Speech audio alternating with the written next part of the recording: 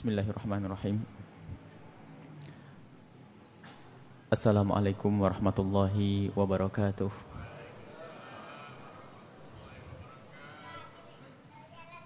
Alhamdulillah alladzi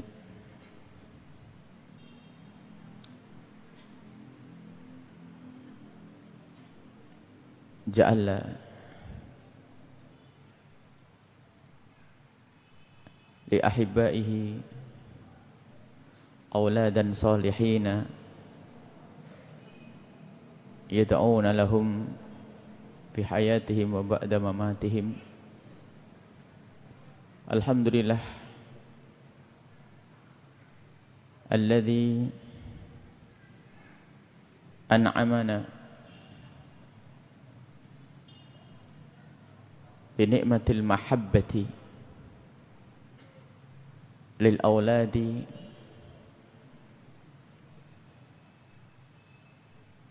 wassalatu wassalamu ala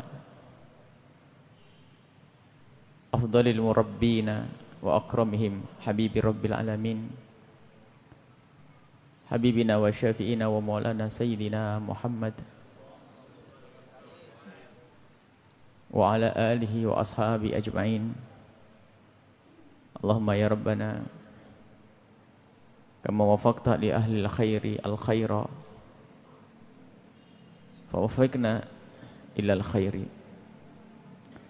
Allahumma ya rabbana kama sahalta li ahibbaika subul al-khairi fasahhil lana. Allahumma ya rabbana ukhsurna ma'a zumratil ulama'i was sulaha wal awliya. Allahumma ya rabbana khsurna ma'a zumrati habibika sayyidina Muhammad wa tahta liwa'ih. Allahumma ya rabbana rizukna taubata qabla al-maut wa syahadata inda al-maut wal jannata ba'da al-maut. Amma ba'du. Hadirin dan hadirat kaum muslimin dan muslimat, alhamdulillah, semoga malam ini adalah malam keridhaan Allah Subhanahu wa taala. Malam pengampunan dari Allah. Malam Allah menurunkan rahmat kepada kita. Dan semoga Allah senantiasa memberikan kepada kita istiqomah, kemudahan di dalam kita menuntut ilmu, dan semoga Allah memberikan kepada kita ilmu yang manfaat. Sebelum kita membaca kitab hikamnya Ibn Athaillah As-Sakandari seperti yang pernah kami janjikan, kita akan mencoba merinci satu persatu tentang pendidikan kepada anak. Pada pertemuan yang lalu sudah kita beri gambaran bahwa mendidik anak itu bukan di saat anak gede lalu kita sekolahkan, itu saja, bukan. Tetapi ternyata itu hanya sebagian kecil dari pendidikan anak yang panjang. Jadi berjilid-jilid mendidik anak. Maka dari awal jauh-jauh hari memang harus direncanakan, karena anak itu adalah harapan. Yang tidak punya anak pengen punya anak. Yang sudah punya anak pengen anaknya itu adalah benar.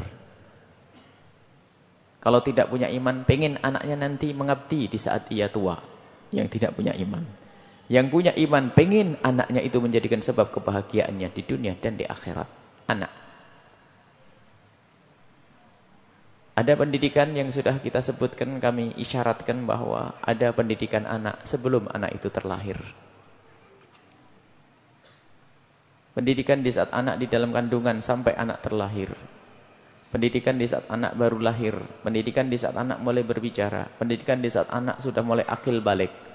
Pendidikan di saat anak harus kita pilihkan pasangan. Itu ada sendiri. Itu ada pendidikan. Tidak serta-merta anak dewasa lalu kita pilihkan begini. Akan berantem dengan orang tua.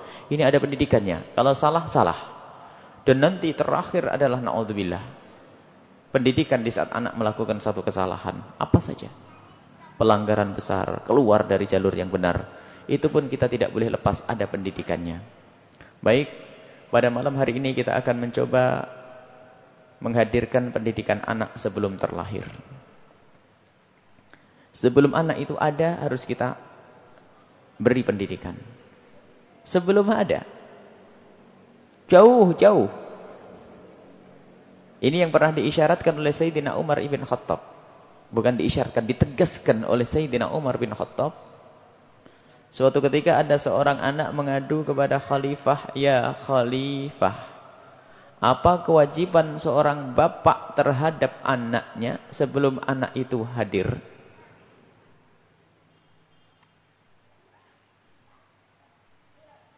Dijawab oleh khalifah, ada 3 hal.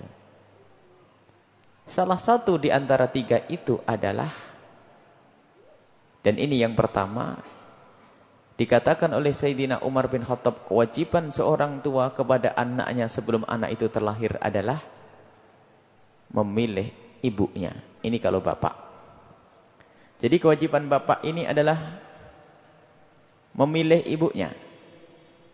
Begitu juga sebaliknya, kewajiban ibu kepada anaknya sebelum anak itu terlahir adalah memilihkan bapaknya yang benar.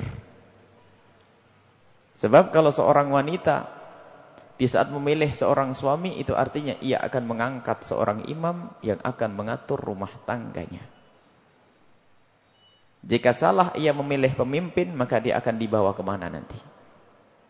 Ini penting dan harus dicermati. Globalnya begitu. Begitu juga seorang suami, seorang laki-laki di saat hendak memilih seorang wanita, ia harus sadar dan benar-benar sadar bahwa ia akan memilih wakil yang setiap saat, di saat ia pergi, urusan rumah tangga dan anak-anaknya diserahkan kepada wakilnya ini.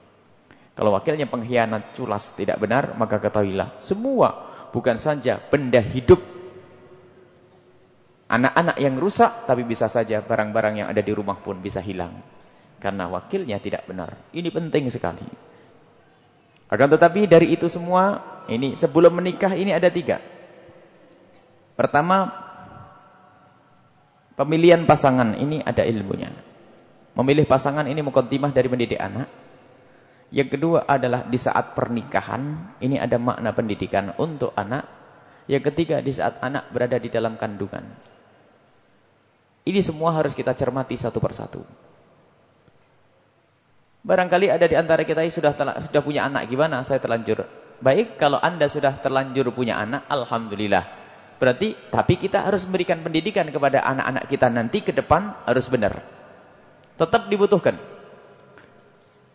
Mohon maaf yang sudah salah pilih, tinggal kita membenahi dan istighfar kepada Allah. Atau mungkin salah, karena nanti ada proses itu sendiri, ada makna pendidikan. Proses pernikahan yang tidak benar, ini ada pengaruhnya kepada anak yang bakal dilahirkan. Sebab dia bertentangan dengan cita-cita dan niatnya. Sebab setiap orang yang menikah, baik ia mengucapkan atau tidak, selalu berkeinginan mempunyai anak yang baik. Tidak ada orang menikah bercita-cita saya ingin mempunyai 9 anak jadi penjahat semuanya. Tidak ada. Biarpun tidak diucapkan oleh lidahnya, dia menginginkan punya anak yang baik, yang soleh. Orang bandel, kalau minta doa, semoga anak saya soleh. Orang bejat, doa, ingin punya anak yang soleh. Baik. Ini, maka di saat memilih ini sendiri ada zahir dan batin ya. Yang pertama memilih pasangan. Yang kedua adalah di saatnya hamil. Yang ketiga, di saat menikah. Yang ketiga, di saat hamil. Di saat memilih ini ada zahir dan batin. Kalau zahirnya sangat jelas disebutkan oleh Rasulullah, gampang. Tunkahul mar'atu li arba'in. Bahan. Ini loh gelegernya seperti ini bentuk bahannya ini. Ini zahir. Tapi ada nanti milih batin. Ada kita mengambil barokah untuk anak melalui batin daripada memilih. Batin itu sir, rahasia, makna. Zahirnya adalah tungkahul mar'atu li arba'in. Jadi cara memilih secara zahir. Kalau engkau ingin menikah dengan seorang perempuan, ini bab pernikahan. Pilihlah li jamaliha. Wali maliha. Wali hasabiha. Wali diniha. Fadfar bidatid dini taribat yadak. Jelas gamblang, semuanya terlihat ini. Artinya dengan gambaran misalnya di rumah orang soleh, biasanya anak soleh, di keluarga baik-baik, atau dia di tempat yang baik-baik, dia sering ngaji baik, insya Allah itu mudah. Itu zahir. Li jamaliha, Nabi Muhammad mengucapkan kalimat li jamaliha. Ini memang biasanya orang tergoda pertama kali adalah dengan wajah, kecantikan atau kegantengannya, terpesona dengan wajah dan kegantengan atau kecantikannya. Ini mula-mula. Dan memang Rasulullah setiap mengucapkan kalimat masalah ini didahulukan dan diakhirkan mesti ada makna. Didahulukan oleh Rasulullah li jamaliha, sebab orang biasanya kalau memilih pasangan mula-mula yang terlihat adalah kecantikannya dulu. Sebelum tahu rekeningnya berapa, sawahnya berapa hektar, belum ketahuan. Baru nanti setelah tahu, oh orangnya cantik, tinggalnya di mana. Orang yang ganteng, kerjaannya bagaimana? Nah, 5 liha baru nanti biasanya. Fulusnya berapa? Itu belum hasab itu tingkah lakunya. Sabar atau enggak sabar, suka cemberut atau enggak cemberut, itu urusan nanti nih. Ketiga baru. Baru setelah itu anaknya gimana sih? Sudah tahu anaknya cantik-cantik, orang tuanya duitnya dia orang kaya, sudah punya kerjaan. Tapi gimana wataknya? Hasab itu watak. Lembut, sabar atau oh, alhamdulillah sabar, baik, cantik, banyak duit, sifat-sifatnya, watak-wataknya bagus. Baru nanti yang terakhir lidiniha, urusan agamanya, kedekatannya kepada Allah Subhanahu Wa Taala, rajin ibadah. Sebab ada orang sopan santun nggak sholat loh ya, sopan santun, masya Allah, punten, inggi, punten, nggak sholat, ada, dinnya nggak ada di situ. Berarti dia basa-basi baiknya, nggak mungkin. Orang yang tidak kenal Allah berbuat baik basa-basi karena mengharap sesuatu imbalan dari manusia. Kalau manusia tidak ngasih imbalan, berubah itu kebaikannya. Nggak ada orang tulus yang tidak kenal Allah. Pasti, kenapa engkau berbuat baik? Kaidah zahir. Karena aku ingin dibaikin sama dia, ya kan? Kalau orang kenal Allah, kenapa engkau berbuat baik? Aku ingin mendapatkan pahala dari Allah. Beda. Jadi orang berbuat baik yang tidak kenal Allah tidak lama. Tidak kenal Allah berbuat baik ya karena ingin. Kenapa engkau dalam jual beli senyum? Ya biar banyak pembelinya. Tapi kalau orang Islam, senyummu sedekah. Sangat beda. Jadi yang tidak kenal Allah jika berbuat baik itu adalah bukan karena ketulusan. Pasti ada di balik itu semua yang diinginkan baik. Baru lidiniha, agamanya harus ini. Agamanya diperhatikan. Ini masalah zahir gampang, insya Allah ini dibahas di dalam masalah milih-milih pasangan. Mungkin kita tinggalkan urusan zahir gampang. Kalau memang ternyata cantik tidak, duit nggak punya, ini nasib benar ini. Sudah begitu perilakunya nggak baik, peringainya itu, wataknya nggak baik, ya sudah. Ya udah lumayan, yang penting dia kenal Allah ya. Yang penting dia rajin sholat, rajin ngaji, itu ibadah, agamanya benar. Itu saja, ini sudah mentok terakhir. Tapi kalau bisa 4-4-nya nggak apa-apa. Laki perempuan, carinya semacam itu.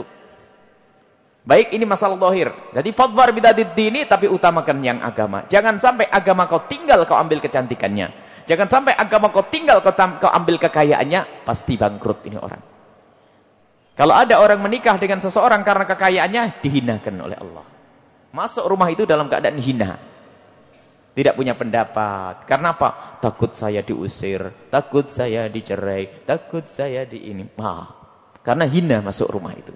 Karena dia melihat kekayaan suaminya. Tapi kalau melihat kesolehannya, enak. Tidak ada masalah. Bahkan dikatakan, kalau engkau menikahkan putrimu dengan orang soleh, orang baik, kalau dia tidak mencintaimu, dia tidak akan aniaya kepadamu. Kalau dia mencintaimu, dia akan menghormati dan memuliakan putrimu. Oh, enak. Nggak aniaya karena dia orang soleh, biarpun nggak cinta. Dan rasa tidak cintanya tidak bakal ditampakkan karena dia soleh, ditahan. Mungkin dia tidak cinta, tapi dia tidak akan aniaya orang soleh. Kalau orang nggak soleh, biarpun cinta kadang-kadang mukul, salah mencintainya ya. Biarpun dia cinta, tapi tidak kenal agama, bisa salah. Tapi orang cinta, tidak cinta sekalipun kalau kenal agama, selamat itu anak kita. Setelah punya anak, nah baru ada makna tanggung jawab. Tidak akan disia-siakan kalau kita punya menantu anak yang soleh. Baik, ini masalah memilih pasangan. Kemudian ini adalah memilih cara zahir. Ada cara batin yang harus kita perhatikan. Batin itu adalah Allah, mencari pertolongan dari Allah. Jadi tidak hanya mengandalkan zahir kita. Kalau kita mengandalkan zahir kan, ini mungkin keluarga baik, atau anak terbukti baik, kenal di sekolah yang baik, di tempatnya di masjid, ini zahir. Ini tadi pilihan yang pertama. Tapi ada batin. Batinnya adalah orang tua. Adik-adik lah ini. Muqaddimah. Jadi bagaimana sebisa mungkin kalau kita menikah ini adalah dengan kelegaan orang tua. Sebab apa? Albir salaf. Rasulullah menyebutkan, berbakti kepada orang tua itu kayak orang minjem duit, ngutang. Kalau kita nyakiti orang tua, dikirim oleh Allah anak jahat nanti. Wah. Ini harus baik dengan orang tua. Yang punya guru-guru agar semakin barokah. Yang punya orang tua ini harus ikut campur. Jadi melibatkan orang tua di dalam pemilihan pasangan. Bermusyawarah dengan beliau. Keridhaan beliau. Ini luar biasa, penting. Dan ini yang banyak dilalaikan oleh orang zaman sekarang. Sudah modal yang penting aku senang, sudah bubar. Orang tuanya nomor nanti. Unik. Kaidah wahai adik-adikku. Kalau ada orang mau menikah dengan Anda, orang tuanya tidak setuju kok masih memaksa, hati-hati. Bencana. Kenapa? Bapak ibunya yang rawat mulai kecil saja ditendang, dibuang, apalagi engkau yang belum pernah berbuat baik kepada orang itu. Ya. Ini bapak ibu yang rawat 20 tahun ditinggal, yang penting aku sama abang. Ya enggak, ibumu saja kau buang apalagi aku. Enggak jadi dek. Nah, harus begitu. Ini bapak ibunya yang ngasih makan, ibunya nyusuin, gendong. Baru kenal setahun kalah dengan yang 1 tahun. Setahun tuh ketemu seminggu sekali traktir kadang-kadang. Itu pun kadang-kadang dia sendiri yang traktir. Ini ada kerusakan cara bergaul di zaman sekarang ini. Itu memang setan yang punya peran. Hawa nafsu. Baik. Batin orang tua tolong perhatikan. Kemudian yang kedua, di saat Anda memilih, banyak tawajuh menghadap kepada Allah. Banyak bergantung kepada Allah. Sadari bahwasanya Anda itu lemah. Sadari bahwasanya Anda itu lemah. Makanya kita harus mengadu kepada Allah. Maka di antaranya harus kita melibatkan, kita harus melakukan misalnya sholat istikharah sunnah. Tapi kita wajibkan diri sendiri. Saya harus melakukan istikharah, minta petunjuk kepada Allah Subhanahu wa taala, minta memohon kepada Allah Subhanahu wa taala. Terus kita lintaskan niat-niat yang baik. Ya Allah, mudahkan pernikahanku, kirimkan kepadaku jodoh yang benar karena aku ingin menikah, karena aku ingin menjauhi kemaksiatan dan menjauhi ini dan pengen punya anak yang soleh. Loh. Ini dilintaskan di saat mencari. Kalau ini hadir, lintasan-lintasan kemuliaan ini hadir, mustahil orang ini akan melakukan kemungkaran. Dan barokahnya bakal dikirim oleh Allah, rahmat akan diturunkan oleh Allah kepada orang tersebut. Di saat memilih pasangan, tawajuh, ingat kepada Allah. Jadi selalu ingat Allah, ya Allah, aku ingin melamar orang itu, ingat Allah. Hawa nafsu tertekan nanti. Sehingga tidak mengikuti hawa nafsunya. Tapi kalau sudah tidak ingat Allah, yang penting senang. Yang penting suka. Yang penting cinta, bubar. Allah pun bahkan dilanggar. Nah ini, jadi banyak menghadap kepada Allah Subhanahu wa taala, maka dibarengi dengan sholat hajat, mengadu kepada Allah, menghadirkan niatnya yang baik, pengen punya anak yang soleh. Ini harus dihadirkan. Ini adalah punya makna sambung kepada apa yang akan dilahirkan oleh istri tersebut. Ini harus dari permohonan. Permohonan kepada Allah, jangan kalau sudah istrinya hamil baru doa terus. Bagus itu masih lumayan. Tapi misalnya dari jauh-jauh hari.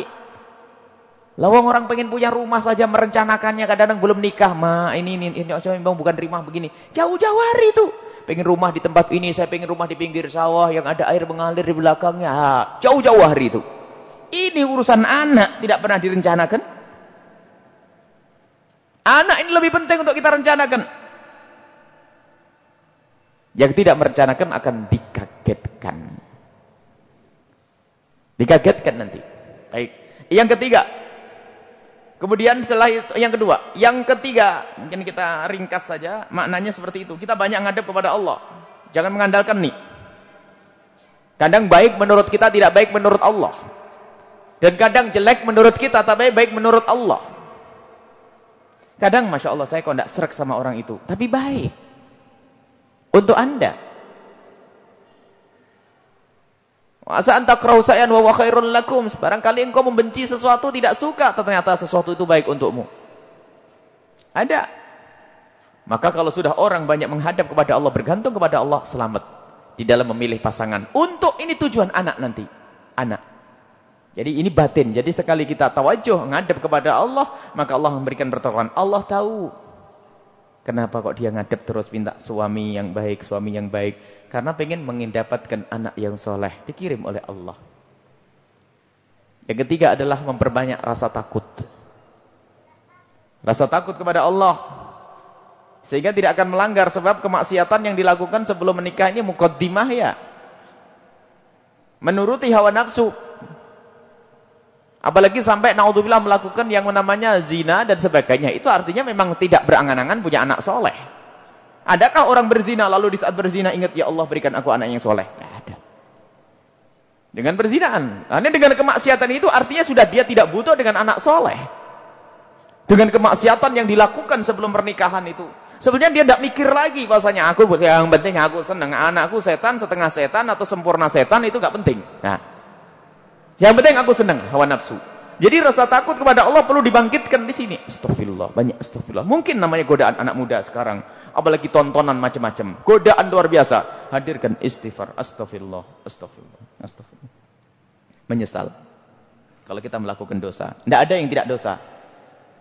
Dari manusia niatakan, tapi sebaik-baik di saat kepleset langsung mundur. Tapi orang mukmin itu biasanya tidak akan masuk lubang 2 kali. Dosa bisa, tapi biasanya berbeda-beda. Hari ini dosa matanya, besok telinganya, besoknya lagi lidahnya. Tapi kalau setiap hari matanya dosa dan itu-itu saja, nggak benar tuh. Seorang mukmin tidak akan kesengat di satu lubang yang sama ini. Sebaik-baik seorang mukmin ya seperti itu. Kalau dia terpeleset segala menyadari kesalahannya. Nah, ini adalah rasa takut kepada Allah Subhanahu wa taala, dan ini yang akan menjadikan sebab nanti akan dikirim oleh Allah anak-anak yang soleh. Nah, ini yang ketiga. Harus dihadirkan di saat kita hendak memilih pasangan. Maka akan terbebas kita dari dibelenggu oleh hawa nafsu kita. Anak sekarang hawa nafsu karena tidak pernah mendapatkan pendidikan ya. Kalau sudah terlanjur jatuh cinta, habis itu semuanya. Tidak Allah, tidak orang tua, tidak guru, pas tiga-tiganya dilanggar. Wah, sudah begitu pengen punya anak soleh. Susah. Ini. Kemudian, yang kedua, sebelum pernikahan tadi adalah, sebelum anak lahir, yang kedua adalah pernikahan. Di dalam pernikahan, ini ada sir, ada rahasia di balik itu semua. Cara milihnya sudah benar. Dia menjauhi dari kemungkaran. Tawajuh kepada Allah, ngadep kepada Allah. Pasangannya benar. Pasangannya soleh. Orang pilihan. Tapi, di saat melaksanakan pernikahan dengan sesuatu yang melanggar Allah. Jangan dianggap sepele. Kadang-kadang ada hujahnya. Ustadz kadang-kadang ini. Ya pernikahan sekalilah, biarin gak apa-apa. Jadi ada tontonan yang tidak perkenankan, tontonan yang tidak diridhoi oleh Allah, hiburan yang tidak diridhoi oleh Allah, atau mungkin dengan membuka aurat yang tidak pernah buka aurat itu dulu. Anak hidup cantik, gara-gara ikut tradisi, ikut muftinya, ustadzahnya tukang rias. Cantikan begini gak apa-apa, baik, sudah biasa. Loh, kok ustadzahnya tukang riasnya? Tukang rias ngikut. Ini ada maknanya, jangan dianggap sepele. Sebab kalau ditanyakan kepada niatnya pasti bertentangan. Kamu nikah pengen apa? Anak yang soleh. Lah kok begini caranya? Pasti mundur dia kalau sadar niatnya. Ini harus kita melakukan pernikahan dengan sesuatu, dengan cara yang diridhoi oleh Allah Subhanahu wa taala. Budaya-budaya, adat-adat yang bertentangan, yuk kita rubah dengan cara yang halus. Ada misalnya adat dimandikan ya. Ya karena itu adat barangkali orang nanti tasya'um ya. berprasangka jelek asalkan tidak ada niat apa-apa. Kenapa dimandiin? Ya pengantin biar bersih ya. Ya enggak apa-apa dimandiin tapi di kamar mandi, mandinya bukan di depan orang. Sebab ada di sebagian daerah mandinya di depan orang ini. Ya bukan, mandi di kamar mandi. Bilang, saya bisa mandi sendiri. Sudah pengantin kok mandi dimandiin orang ya. Mandi sendiri, selesai. Di antaranya seperti itu. Kemudian ada barang-barang mubazir dibuang. Ini kemudian dibarengi dengan keyakinan-keyakinan yang enggak. Hari semuanya baik. Ini antara besan dengan besan gara-gara milih hari berantem tuh ada. Satu pengen rebul legi, satunya pengen selosok kliwon. Ya. Kenapa harus kurangi percekcokan itu? Biasanya mengurangi tuntutan itu. Biasanya kalau sudah ada awal tuntutan ini ada kedongkolan, sudah tidak ada doa yang baik itu. Seorang wanita menuntut begini, harus saya dikirim seperti ini, seperti ini. Apakah lupa Rasulullah menyebutkan bahasanya paling barokahnya wanita yang paling sedikit maharnya. Barokah, ini yang ngomong Rasulullah dari wahyu. Tuntutan. Jadi tidak apa-apa, asalkan bisa dibuatkan rumah anak saya nanti. Anak saya di ini kalungnya berapa? Cucu apa kirimannya sebelum nikah berapa? Begini-begini, makanannya prasmanan undangannya berapa ribu. Bingung itu calon suaminya. Akhirnya baik ia ngutang, setelah itu ribut gara-gara utang. Permudah, ya Allah, yang penting halal. Sunnah walimah boleh, tapi jangan dipaksa. Walimah itu kalau mampu, aulim walau bisyah. Rasulullah memerintahkan kalau punya duit walimah biarpun dengan satu kambing. Kalau punya duit, kalau tidak ya sudah apa adanya, jangan dipaksa. Sebaik-baik seorang wali memudahkan urusan pernikahan putrinya. Ini awal barokah ini. Sampai idza ja'akum man tardawna dinahu faqbaluh. Kalau ada orang datang kepadamu dan engkau ridho urusan agamanya, baik. Bukan urusan duitnya, bukan urusan fulusnya, bukan urusan pangkatnya. Tapi agamanya. Rasulullah nyebut. Bukan urusan pangkat, duit, kegantengan, bukan nasab, tapi urusan agamanya. Faqbaluh, terimalah. Terimalah. Kalau tidak akan jadi fitnah. Wa fasadun kabir, dan akan terjadi satu kerusakan yang besar. Ini mempermudah urusan pernikahan. Ini juga membantu. Dengan disitulah ini janji Rasulullah menyebutkan paling banyaknya barokah. Rasulullah nyebut lah ini barokah ini apa? Anak yang baik, hidup rumah tangga nyaman. Kalau sudah ada mulai dari tuntutan, makanya wahai para orang tua, gampang saja. Jadi kalau bermusyawarah dengan calon besan tuh gini kalimatnya, sudah gimana baiknya. Gitu saja sudah. Paling enak itu. Kita ajari ibu-ibu, bapak-bapak, siapapun dari mempelai laki atau perempuan, itu biasakan dengan kalimat gimana baiknya saja. Subhanallah. Karena kita tidak tahu kebiasaan di situ apa. Antara Sunda dengan Jawa, Jawa dengan Madura, Madura dengan Banjar, Banjar dengan Palembang. Ini ada perbedaan. Coba kalau saya harus begini. Jangan-jangan tersinggung di sana ya. Itu tidak bisa di tempat saya. Sudahlah gini saja. Sebaiknya gimana? Enak. Oh, ini hal-hal semacam ini perlu diperhatikan. Ini ada sir kenapa? Silaturahmi. Silaturahmi menjadikan barokah. Tapi percekcokan menjadi permusuhan. Di antaranya ini harus kita perhatikan. Proses pernikahan dengan kelegaan, jangan ada percekcokan, dengan dimudahkan. Kalau bisa gede-gede, nggak bisa gede lagi kecil, nggak bisa nyembelih ayam, nggak bisa nyembelih ayam telur, yang penting kobil itu nikah depannya ustadz, heres. Ada orang ngadu kepada kami, Bu ya saya mau menikah, terus ya semuanya sudah setuju, cuman tuntutan dari istri saya untuk walimahnya harus pakai prasmanan. Ini prasmanan tuh makan paling susah, mau nambah susah kan? Itu kan bukan aturan. Kita mau nambah susahnya, biarpun kadang memang paling enak itu irit sebenarnya. Mau irit apa malah nggak irit? Gaya itu ya, gaya hidup. Jadi kalau prasmanan sebenarnya susahnya. Mau ngambil banyak takut gak enak nanti mubadir, dikit-dikit sudah jauh. Ya Allah enak bener nih. Boleh tidak prasmanan? Ya boleh. Sudahlah makanan nggak penting caranya itu. Cuman jangan berdiri lah kalau bisa. Kasih tempat duduk nih kayak di barat sana kan makan berdiri. Prasmanan itu kan kayak makan di sana itu. Zaman Rasul itu adalah yang makan bersama. Athar mukmin barokah, sisa makan. Tolong jangan buang makanan, Bu. Hati-hati di dalam pernikahan, dalam apapun. Anda di rumah jangan biasakan makan makanan, membuang makanan. Kalau ngambil jangan banyak-banyak, setelah itu nambah. Jangan kebanyakan buang, itu mengurangi barokah. Barokah itu bukan duit tidak ada. Ada duit bikin cekcok, ada duit dimakan anak, anaknya bandel, itu enggak barokah. Jadi jangan dianggap enggak barokah itu duitnya habis, itu saja, bukan. Jadi tolong kalau makan yang benar, kadang-kadang orang buang-buang gaya kayak orang nengrat, menunjukkan kalau kita ini orang yang telah dicukupi. Jadi tolong sisakan sedikit dan dibuang. Ini model gaya mana itu? Kita menemukan kenapa dibuang? Simbol bahasanya kita dicukupi. Ini melanggar Rasulullah, habisin. Bersihkan, tidak ada satu butir nasi pun itu. Barokah itu. Ini. Harus nih, berani kita ngumumkan di mana-mana tempat.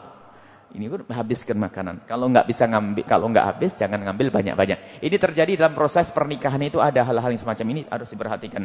Kemudian ya di samping urusan walimah, urusan mahar, digampangkan. Jangan ada pelanggaran syariat. Mulai sholat, kalau pengen ngadain acara jangan sampai nanti orang yang hadir itu nggak sholat. Ini dipikirkan.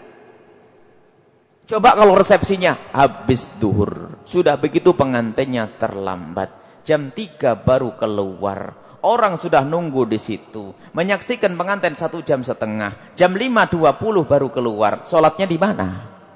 Jujur. Jangankan pengantin, pengajian saja kadang-kadang ada begitu, heran ibu-ibu ngaji kok sholatnya hilang, lu gimana? Ini harus perhatikan. Pengajian, makanya perhatikan sholat. Nah ini kadang-kadang resepsi kalau mengadakan resepsi tolong ambil waktu yang tepat, sekiranya orang itu tidak bakal melanggar Allah di tempat itu. Kemudian masalah aurat kalau bisa sebisa mungkin, sekecil apapun, mengurangi kemungkaran, kita tekan sekecil mungkin. Laki perempuan barangkali kalau bisa dipisah-pisah. Kalau masih berat yang penting ada yang menutup aurat. Kemudian jangan sampai terjadi sesuatu kemungkaran, intinya begitu. Mulai dari yang dilihat, mulai dari cara bergaulnya. Kemudian upayakan yang kita gunakan makanan yang halal. Hanya sekedar mengejar kemewahan saja kadang-kadang dengan cara yang haram. Ini tradisi yang harus kita perangi. Budaya yang enggak baik, memaksa. Jadi kalau nikah harus begini. Kalau tidak begini nanti apa kata tetangga, apa kata orang. Yang nikah ente atau tetangga? Ini orang kadang-kadang begitu. Makanya insya Allah kita akan membudayakan nikah sederhana mungkin. Kalau ada nikah numpang saja di majelisnya. Qabil tu nikah beres. Disaksikan orang banyak, didoakan. Sudah halalan thayyibah. Sudah habis itu pulang sudah sana. Beres. Walimah besok nyucul menyembelih kambing 2 undang tetangga. Itu adalah yang paling indah. Redek bengek ruwet segala macam. Sudah begitu besok sakit karena capek. Digampangin saja pernikahan, sudahlah. Kalau sudah berubah menjadi kesombongan. Wah, resepsinya Pak Haji ini menghabiskan duit 150 juta. Bangga. Besok berantem anaknya. Cerai. Mana 150 jutanya? Barokah ini yang kita cari. Lah ini, itu guna mendidik anak. Barangkali sampai di situ urusan yang kehamilan insya Allah kita bahas pada pertemuan yang akan datang. Kita sambung dengan kelahiran karena waktu. Jadi itu saja barangkali yang perlu kita hadirkan. Tolonglah yang punya anak perempuan dibudakkan bersama dia. Yang punya anak laki-laki ya jangan pelit-pelit. Kalau punya duit ya resepsi lah yang enak ya. Jangan wah ini lumayan nih. Oh, seneng malam penceramah hari ini luar biasa enak ini. Bagi para laki-laki ini wah. Besoklah, sudahlah. Kalau dia tanya, resepsinya apa? Apa anda ngerceramah Buya kemarin? Paling bagus yang perempuan yang... Ya, senengkan istri. Tapi jangan dengan yang haram. Senengkan, tidak apa-apa. Tapi jangan ada kesombongan. Tidak usah gede-gedean. Kalau anda punya duit 1 juta, 2 juta, 10 juta, nggak apa-apa. Karena beri sedekah kepada orang lebih bagus. Barangkali perlu dirubah untuk menghilangkan kesombongan. Baik, resepsi saya akan menghabiskan duit 50 juta. Cuman gak usah pakai makan. Makannya cukup 1 juta. Sisanya bagikan fakir miskin. Hebat tuh. Gak ada yang tahu. Sudahlah kita pengen ke makna loh. Mengambil barokah. Aulim walau bisyah. Memberikan walimah itu maknanya syukuran. Agar Allah menambah nikmat. Bukan sombong-sombongan. Ini walimah itu bukan sombong-sombongan. Sombong itu menjauhkan rahmat. menjauhkan ridho Allah. Gimana punya anak yang soleh? Mari kita sederhanakan. Ini saja insya Allah masalah anak.